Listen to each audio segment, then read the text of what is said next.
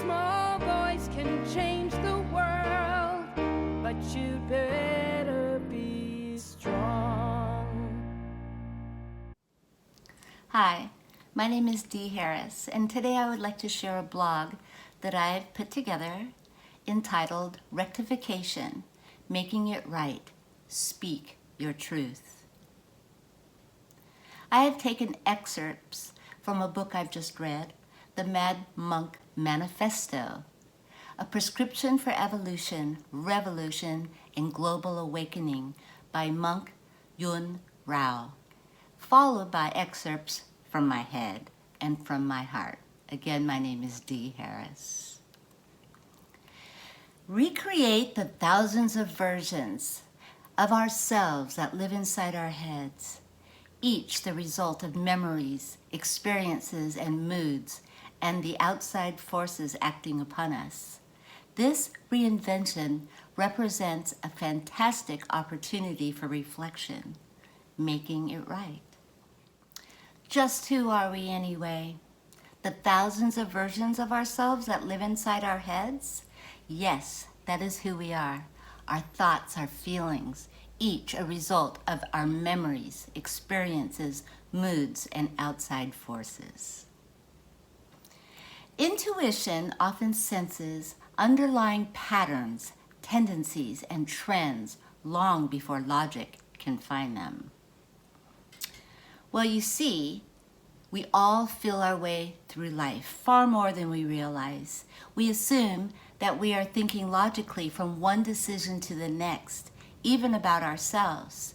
In reality, how we feel is much more dominant. So go with your intuition, your gut feeling. Let's stop wasting time on projects and pursuits of no true benefit to others or to ourselves. Each moment of pleasure or pain deserves our pure attention. After all, each moment is unique, arrives precisely on schedule, and will never be seen again. Yes, there are no coincidences as to the timing of events that unfold in our lives. When the student is ready, the master appears to teach us, to guide us, to lead us to becoming better human beings. Again, listen to your gut. That is where the master appears. Value each moment, every moment, interaction, experience, and thought, knowing that they came to you at this precise time for a reason.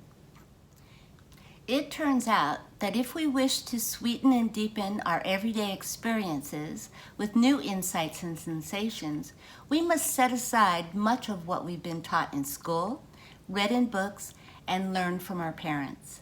It's tough to do this because even though the rational, profit-based Western worldview not only threatens our very existence, it distracts us from ourselves and nature. The price of this distraction is an inability to sense the subtle cycles and energies of our lives. This is disastrous. Those cycles offer beauty, insight, and answers too.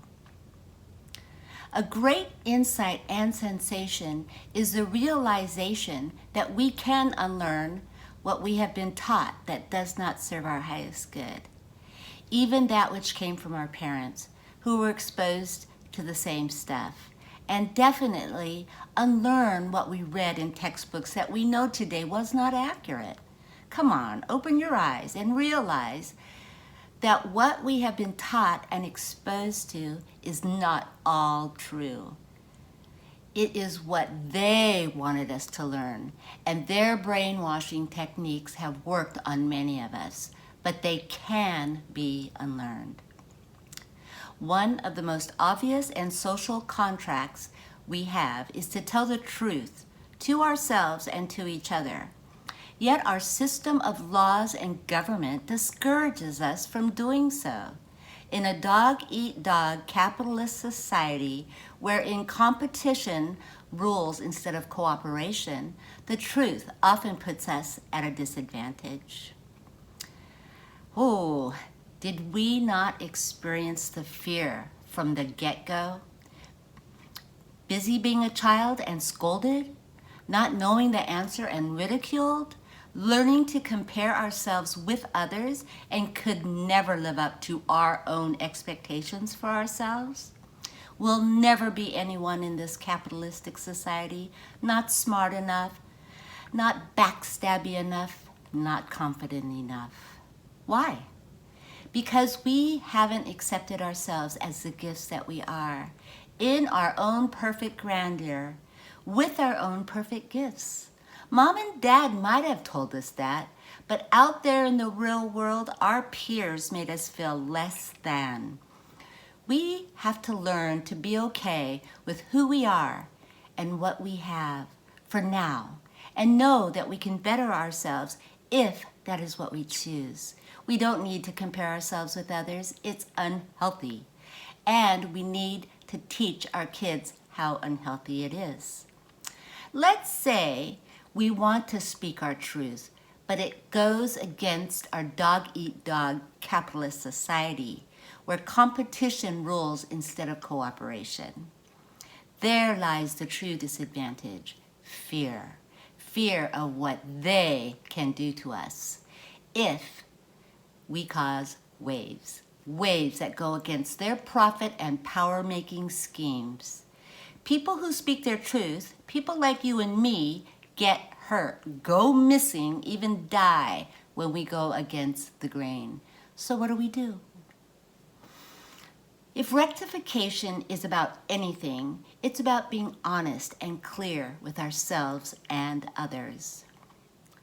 A great freedom comes from rigorous honesty, not only with ourselves, but with all who enter our bubbles. Then that energy you used to use to lie, pretend, and cover up can be used for bigger and better things, like loving yourself and those around you, like righting the wrongs and trying to make the world a better place for future generations. Use that energy in a compassionate and positive manner. There is no need to rectify or make something right if the way you live is morally good. Why settle for anything in life that does not awaken us and gratify all our senses while we work for the betterment of the world?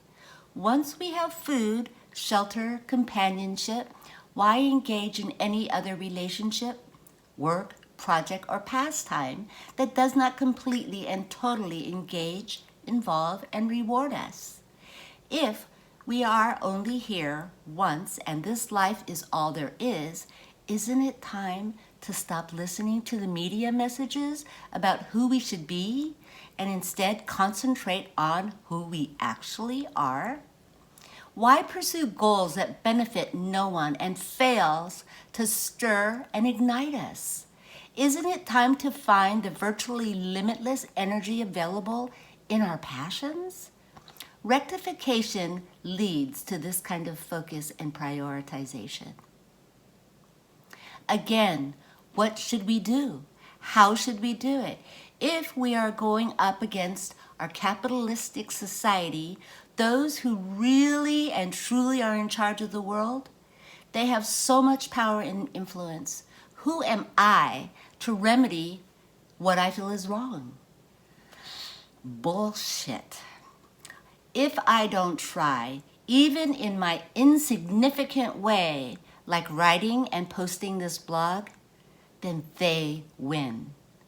If enough of you out there feel the same passion I feel about certain injustices, and we speak our truths, eventually our messages and hopes will be heard around the planet like ripples,